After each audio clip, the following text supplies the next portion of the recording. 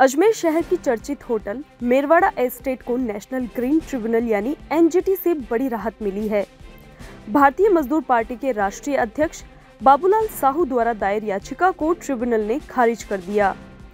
साहू ने होटल प्रबंधन पर अवैध निर्माण, अतिक्रमण और पर्यावरण संरक्षण के नियमों के उल्लंघन जैसे गंभीर आरोप लगाए थे।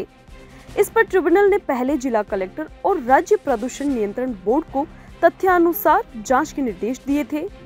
विस्तृत जांच रिपोर्ट में होटल प्रबंधन की ओर से किसी भी तरह की अनियमितता सामने नहीं आई। होटल मेरवाड़ा एस्टेट के संचालक सतीश अरोड़ा ने आज प्रेस वार्ता कर एनजीटी के आदेशों की जानकारी दी। उन्होंने बताया कि बाबूलाल साहू द्वारा दायर की गई याचिका के अनुरूप कलेक्टर और पर्यावरण संरक्षण के तहत राज्य प्रदूषण नियंत्रण बोर्ड की संयुक्त रूप से समिति बनाई गई थी और उन्होंने कम से कम 6 से 7 बार गहनता से निरीक्षण किया, जिसकी रिपोर्ट बनाकर कोर्ट में पेश की गई। इस रिपोर्ट के आधार पर कोर्ट ने निर्णय लेते हुए दायर याचिका को आज खारिज किया। उन्होंने कहा कि झूठे और आधारहीन आरोपों से उनकी मानहानि हुई है। अरोड़ा ने ऐलान किया है कि वह अब बाबूलाल साहू के खिलाफ मानहानि का दावा पेश करेंगे। एनजीटी के इस फैसले के बाद होटल प्रबंधन ने राहत की सांस ली। एक ऐतिहासिक निर्णय दिया है जो कि बाबूलाल साहू ने एक याचिका दायर की थी होटल मेरवाड़ा एस्टेट के खिलाफ।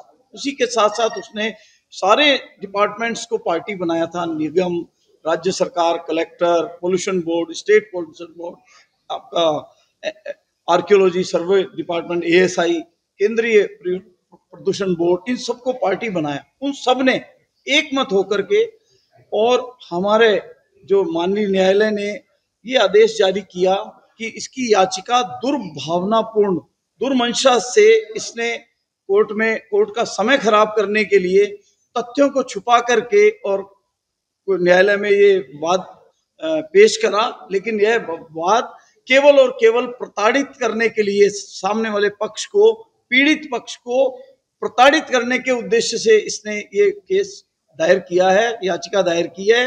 तो यह याचिका खारिज करने योग्य और खारिज की जाती है।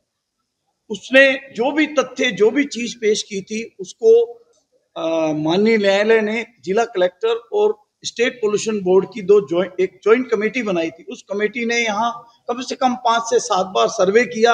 हमारे एक एक चीजों को उन्होंने बकायदा हर चीज को बारीकी से जांचा, सबकी पिक्चर्स ली, वीडियो लिए, वो सारे उन्होंने माननीय न्यायालय में प्रस्तुत करे कि इनके यहाँ एसटीपी प्लांट लगा हुआ है, किसी तरह का कोई पानी अन्ना सागर में नहीं। उसके द्वारा ये आरोप लगाया गया था कि हमारा ये सबसे पहला कि अवैध निर्माण है।